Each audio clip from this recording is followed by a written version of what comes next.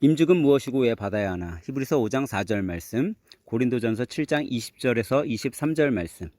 할렐루야. 우리 옆에 분과 인사할 때 이렇게 인사합니다. 좋은 직분자가 되세요 하고 인사합니다. 좋은 직분자가 되세요. 오늘 예배를 준비하며 어떤 설교를 준비할까 기도하다가 지난주 임직 예배를 드렸기에 임직받은 분들에게 유익한 설교를 준비하는 것이 좋을 것 같다는 감동 속에 말씀을 준비하게 되었습니다. 그래서 오늘은 교회의 직분이 무엇인지, 직분은 어떻게 세워지게 되는지, 그리고 왜 임직을 받고 그 임직을 어떻게 준행해야 하는지에 대해 살펴보며 은혜를 나누고자 합니다. 요즘 코로나19로 인해 백수가 되신 분들이 많다고 하는데 이 백수가 되신 분들을 교회의 직분으로 줄여서 이야기하면 이렇다고 합니다. 백수가 된 지 얼마 되지 않은 사람을 집사라고 한다고 합니다. 전에는 직장만 사랑했으나 이제는 집도 사랑하게 된 사람, 그래서 집사입니다.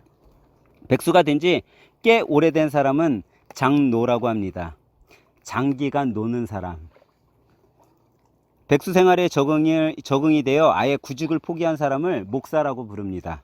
목적이 없는 사람. 오늘 예배를 드리는 여러분과 저는 이런 직분자가 되어서는 안 되겠죠? 우리는 필요한 직분자가 되었으면 합니다.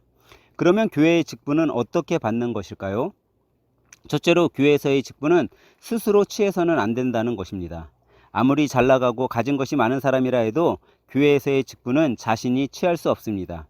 요즘 많은 교회들이 직분을 돈으로 사는 것처럼 보여집니다. 옛날 양반이 돈으로 샀던 것처럼 말입니다. 옛날에 관직을 돈으로 주고 사니 어떤 일이 일어났습니까? 더 큰 부정부패가 판치는 사회가 되었습니다. 이것은 사회만의 이야기가 아닙니다. 교회도 마찬가지입니다. 저는 우리 하늘샘 교회가 이런 교회가 되지 않았으면 합니다. 우리 하늘샘 교회의 직분자들은 사람이 아닌 하나님이 주신 직분자들이 되었으면 합니다.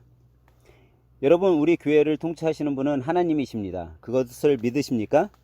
그런데 현대에는 교회를 통치하시는 하나님은 직접 나타나셔서 우리에게 직접 말씀하지 않으십니다. 물론 구약시대에는 이렇게 통치하시기도 하셨지만 신약시대에 와서 예수님을 보내시고 간접적으로 자신을 나타내셨습니다. 하지만 신약에 인간의 몸으로 오신 하나님은 전지전능한 능력자로 이 세상에 오신 것이 아니라 너무나 겸손한 자로 오셨고 이 세상에서 일하셨습니다. 그러기에 눈에 보이기를 바라며 큰 권력을 등에 지기를 원하던 사람들에게는 겸손한 하나님의 모습은 별 볼 것이 없었습니다. 초라해 보이는 그리스도 예수님을 하나님의 통치를 위해 이 땅에 오신 분으로 깨닫지 못했습니다. 여러분과 제가 알듯이 예수님은 수많은 기적과 이적을 나타내셨습니다. 만약 지금 여러분과 함께 예배를 드리는데 병자 몇 명이 지금 우리 교회에 들어왔습니다. 그런데 제가 기도를 해주니 그들이 나았습니다. 잠시 또 안진뱅이가 들어옵니다. 제가 또 기도를 하니 걷게 됩니다. 잠시 설교를 하려 하는데 천장에서 한마 드릴로 구멍을 내는 소리가 납니다. 그리고 중풍병을 앓는 한 젊은이가 내려옵니다. 그 사람도 제가 기도를 하니 깨끗하게 치료가 되었습니다. 이제 시간이 좀 지나가는데 이번에는 죽은 사람을 데리고 들어옵니다. 그런데 그 사람에게 제가 몸을 포개니 살아나는 기적이 일어났습니다. 만약 이런 일들이 정말 일어난다면 여러분은 저를 하나님으로 믿겠어요? 아니면 저 정도는 누구나 다 해 하며 오히려 더 큰 것을 요구하겠어요?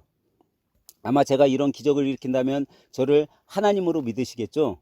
그리고 다 신천지, 여호와의 증인, 하나님의 교회, 통일교 등 수많은 곳에 빠져있던 사람들이 다 우리 하늘샘 교회로 오지 않겠습니까? 하지만 당시 사람들은 이런 기적과 이적을 보고 느꼈음에도 불구하고 그것으로 만족하지 못했어요. 왜 그랬을까요? 예수님은 그런 기적과 이적을 나타내셨지만 그들은 기적을 본 것이 아니라 예수님의 모습을 보았기 때문입니다. 예수님의 모습에는 보여지는 것이 없었기 때문에 그들은 믿으려 하지 않았습니다. 만약 황금 마차를 타시고 옷에 금태를 두른 세마포 옷을 입고 황금 면류관을 쓰고 예수님이 다니셨다면 아마 예수님이 기적을 일으키지 않았어도 그들은 오히려 예수님을 하나님의 아들로 믿었을 것입니다. 하지만 그들은 기적을 보고도 믿지 못하고 예수님을 끝내 십자가에 못 박게 되었던 것입니다. 그리고 예수님이 자신들의 생각대로 십자가에 못 박혀 죽자 그들은 예수 그리스도를 하나님의 대변자이기는커녕 하나님께 저주를 받아 죽었다고 비웃었습니다. 하지만 예수님은 부활하셨고 승천하셨습니다. 그런데 이것으로 끝나지 않았다는 것입니다. 예수님은 승천하셔서 하나님 우편에 앉아 계시지만 우리들에게 성령님을 보내주셨습니다. 그런데 여러분, 성령님은 눈에 보이세요? 아니면 안 보이세요? 성령님은 영이시기 때문에 눈에 보이지 않습니다. 그래서 눈에 보이지 않는 성령님과 함께 일할 사람을 주님은 찾으셨고 그 찾은 사람들을 교회의 직분자로 세우신 것입니다. 당시 예수님 승천 당시 그리스도의 승리자의 전리품이었던 포로들 가운데 택하여 교회의 직분자로 보내신 사람들이 있습니다. 그 직분자들이 하나님 우편에 앉아 계시는 바로 예수님을 대신하여 사역하였던 것입니다. 교회의 직분자는 그리스도께서 교회의 통치자로 그 일을 대행할 사람으로 세워주신 것입니다. 그러기에 이 직분은 자기가 원한다고 해서 되는 것이 아닌 것입니다. 어떤 사람이 직분을 맡겠다고 하면 그 사람에게 그냥 하라고 하면 안 되는 것입니다. 요즘같이 교회의 직분을 맡기 꺼려하는 시대의 상황에서는 더더욱 직분자들이 필요해서 더더욱 그렇게 아무나 되고 싶은 사람들을 줄 수도 있습니다.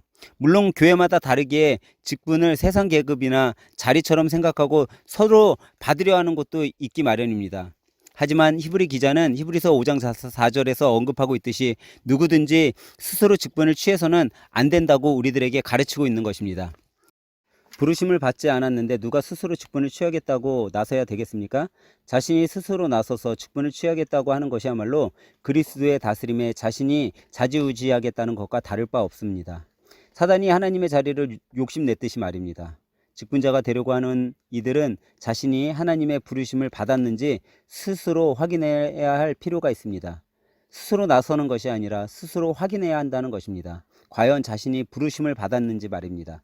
그러기에 우리 하늘샘교회 직분자들로 세워진 여러분과 앞으로 직분을 받으실 분들은 이것을 하나 꼭 기억해야 합니다. 과연 난 하나님께서 부르셨는지 말입니다. 내가 주님의 자녀로 부르심을 받은 자라면 장정뿐 아니라 어린아이, 노년도 상관없이 우리는 직분을 받을 수 있는 것입니다. 우리 교회 여러분들은 그런 부르심을 받은 믿음의 직분자들이 되시길 주님의 이름으로 축원합니다. 둘째로 교회의 직분은 회중을 통해서 세워지는 직분이라는 것입니다. 구약시대에는 하나님께서 직분자를 세우실 때 직분자를 직접 임명하셨습니다. 하나님께서는 천사를 보내시든지 음성을 들려주시든지 어떤 사람을 부르시고 직분자로 세우셨습니다.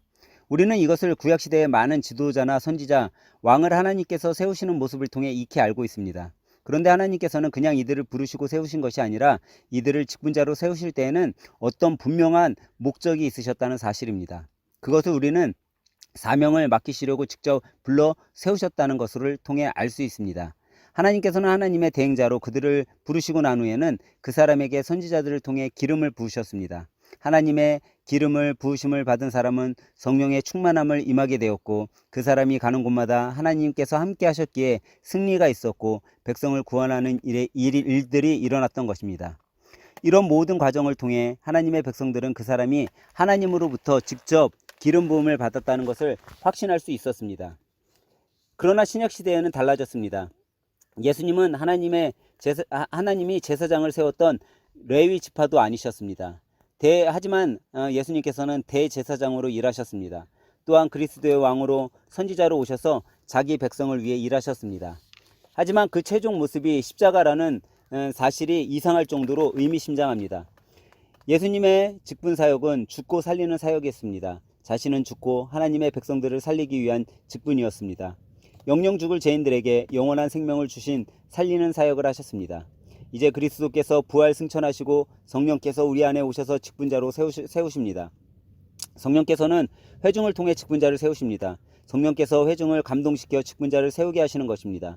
회중이 인정할 만한 직분자라면 바로 성령님이 세우신 직분자라고 말할 수 있습니다. 사도행전 6장에서 소위 말하는 집사를 세울 때에도 사도들은 회중을 향해 성령과 지혜가 충만한 7사람을 택하여라라고 요구하였습니다. 사도들이 직접 집사를 선택한 것이 아니라 회중들에게 택하라고 말한 것입니다. 그러기에 회중의 역할은 매우 중요한 것입니다. 직분자 서약을 할 때에도 다른 직분자들과 목회자와 더불어 성도들을 섬기겠다는 서약을 하는 것입니다. 회중이 없이는 직분자도 없고 직분자 없는 회중도 없는 것입니다. 이렇듯 목사, 장로, 집사, 평신도 사역자 모든 직분자는 자신 스스로가 된 것이 아니라 하나님께서 회중을 통해 세우시는 것입니다. 회중의 기도와 최종적으로 투표를 통해 세워지는 것입니다. 이 회중의 투표는 인기 투표가 아니라 하나님의 뜻을 묻는 가장 구체적인 방법이라고 할 수 있습니다. 구약에는 제비뽑기를 사용하기도 했지만 신약 시대엔 지금에는 그것이 하나님의 뜻이 나타나는 유일한 방법이라고 생각해서는 안 됩니다. 왜냐하면 이 방법은 때론 가장 무책임한 방법으로 전락될 수 있기 때문입니다. 그렇다면 직분자를 회중이 뽑았으니 회중 투표에 의해 선택된 직분자는 회중의 종일까요? 그렇지 않습니다. 직분자는 회중의 종이 아니라 하나님의 종, 그리스도의 종입니다. 모든 직분자는 교회를 대표하는 것이 아니라 하나님을 대표하는 것입니다. 설교를 하다가 여러분 목이 터져 죽은 사람이 있습니다. 그 사람이 누구죠? 목사입니다. 전도를 하다가 돌에 맞아 죽은 사람이 있습니다. 그 사람이 누구죠? 전도사입니다. 집사는 집을 짓다가 과로로 죽은 사람이 집사입니다. 권사는 늘 예수님을 믿기를 권하다가 죽은 사람이고, 사모는 죽기를 사모하다가 복음을 전한 사람인데 그 사람을 사모라고 합니다. 그런데 장로는 어떤 사람입니까? 장로는 장로가 아니라 장노입니다. 맨날 노는 사람입니다. 그래서 다른 직분자들과는 달리 장로에는 사자가 없습니다. 목사, 전도사, 집사, 권사, 사모까지도 다 사자가 있지만 장로는 장사가 아니라 장로입니다.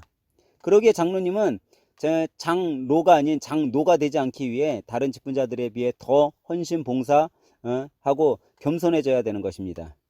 그래서 성경은 장로를 하나님의 장로라고 부른 것입니다. 다른 모든 직분자에 대해서도 동일하게 말할 수 있습니다. 목사는 하나님의 목사요, 집사는 하나님의 집사.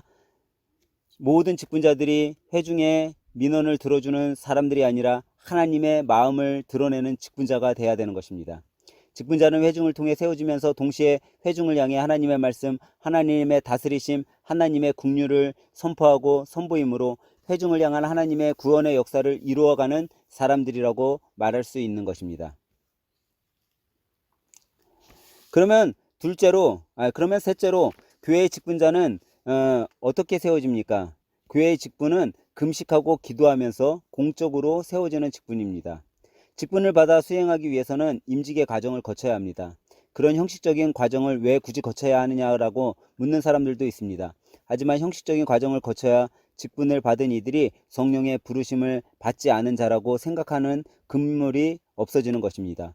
오히려 성령께서 자기를 임명하셨다고 주장하는 이들이 교회를 혼란스럽게 하는 경우가 더 많이 있기 때문입니다. 우리는 그런 이들을 단호하게 물리쳐야 할 것이고, 오히려 하나님께서는 교회를 통해 회중을 통해 직분자를 세우신다는 것을 깨닫고 따라야 할 것입니다. 자기 혼자 산기도에 가서 하나님의 음성을 들었으니 목사가 되겠다고 하는 것은 웃기는 이야기입니다. 나는 성령께서 개인적으로 세우셨다고 말하는 허튼 거짓말에 불과할 뿐입니다. 성령께서는 모든 회중에게 동일하게 일하시기 때문입니다. 우리는 회중의 의견에 민감해야 합니다. 독불장군식 사역과 신앙생활은 하나님의 말씀을 거스리는 행위요, 영혼을 죽이는 행위입니다. 그렇다면 이 임직이 꼭 필요한가라는 질문을 할 수 있을 것입니다. 이 질문에 우리는 꼭 필요하다라고 말할 수 있습니다. 하나님께서는 임직이라는 과정을 통해 어떤 사람을 공적 직분자로 세우십니다. 임직은 어떤 사람을 교회의 어떤 공적 직분을 주고 엄숙히 구별하여 세우는 일입니다. 임직자는 쉽게 말하면 하나님 나라의 공무원이 되는 것입니다. 그러기에 임직자는 하나님의 공적인 구원 사역을 대변하는 자로 세워진 것입니다. 그래서 임직은 공적인 임명을 보여주는 행위입니다. 어떤 곳에서 임명장을 수여받고 비로소 일을 시작한 것처럼 말입니다. 그런데 일이란 임명장 없이도 얼마든지 잘하는 사람들이 있습니다. 때로 임명장을 받은 사람보다 더 잘하는 사람도 있습니다. 하지만 임명장을 받은 사람만이 공적인 일을 할 수 있는 것입니다. 예를 들어 운전면허증이 없는 사람이 면허증 있는 사람보다 차를 더 훨씬 잘 몰 수 있습니다. 하지만 면허증이 없는 사람이 하는 운전은 불법인 것입니다. 자신의 능력이 아무리 뛰어나다고 생각할지라도 교회에서는 질서가 있기 때문에 공적인 일에는 임직을 받은 사람이 앞에서 일하고 임명을 받지 못한 분들은 뒤에서 서포트해야 하는 것입니다. 임직은 하나님께서 직분자를 공적으로 세우시는 예식이기에 교회는 금식하고 기도하면서 임직을 행해야 합니다. 로마 교회에서는 임직을 신품성사라고 부르면서 성례로 취급하라 합니다. 최근에는 성품성사로 바꿔 부르기도 합니다. 우리는 임직이 성례일 수는 없습니다. 임직은 임직식을 했다고 해서 그 사람이 거룩한 사람으로 바뀌는 것은 아니기 때문입니다. 임직식을 통해 차원이 다른 별나라의 사람이 되는 것도 아니기 때문입니다. 임직식은 자신이 고양되는 예식이 아니라 그리스도의 종으로 일하고자 하는 예식일 뿐입니다. 높아지려는 예식이 아니라 그리스도처럼 낮은 자로 살기를 다짐하는 예식입니다. 그러므로 임직자에게 있어서 금식과 기도는 필수적인 것입니다. 임직을 받은 사람뿐 아니라 임직을 세우는 교회가 기도하고 금식하고 직분자를 세워 주님께 감사하고, 임직을 받은 사람은 하나님의 충성된 직분자로 때를 따라 기도하고 금식해야 하는 것입니다. 교회는 이렇듯 임직을 통해 주님이 직접 자기 교회와 백성들을 거느려 주시는 것을 경험할 수 있게 되는 것입니다. 직분자는 하나님의 형상에 회복된 첫 주자로서 온 회중을 이끌고 온 회중과 함께 하나님의 형상을 회복해 나가야 합니다. 교회는 임직자를 통해 그리스도를 볼 수 있는 것입니다. 그리스도께서 이룩하신 일을 구체적으로 알 수가 있고 누릴 수 있게 되는 것입니다. 하나님께서는 교회 직분자를 세우시는 것만큼 큰 선물과 큰 복이 없습니다. 이런 임직이 오늘 우리 하늘샘 교회에 주님 오시는 그날까지 계속되어야 할 것입니다. 오늘 예배를 드리는 여러분과 저 우리 모두가 주님의 임직자로 세움받아져서 잘했다 칭찬받는 충성된 일꾼으로 이 한 주도 승리의 삶을 살아가시길 주님의 이름으로 간절히 축원합니다. 기도하겠습니다. 오늘도 말씀 가운데 우리를 새롭게 하시는 하나님 아버지, 오늘 우리 모두가 성령님이 세워주신 임직자가 되길 원합니다. 주님이 귀하게 쓰는 임직자가 되길 원합니다. 오늘 또 성령님 인도하여 주시옵소서. 오늘 저희들이 성령 충만하여 주님의 귀한 직분자로서 또 자녀로서 남은 삶을 주님께 드리는 귀한 일꾼이 되게 하여 주시고, 기도의 문을 열어주시고 기도 가운데 주님을 만나고 새 힘을 얻게 하여 주시옵소서. 우리를 주님의 일꾼으로 불러주신 주님을 찬양하며 예수님의 이름으로 기도합니다. 아멘.